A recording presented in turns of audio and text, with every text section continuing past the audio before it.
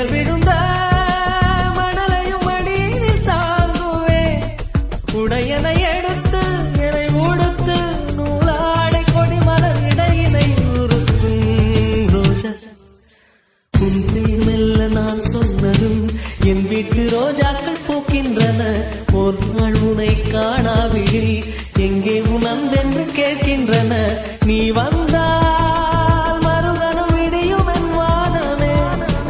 மழையில் நீ நனைகையில் எனக்கு காய்ச்சல் வரும் வெயிலில் நீ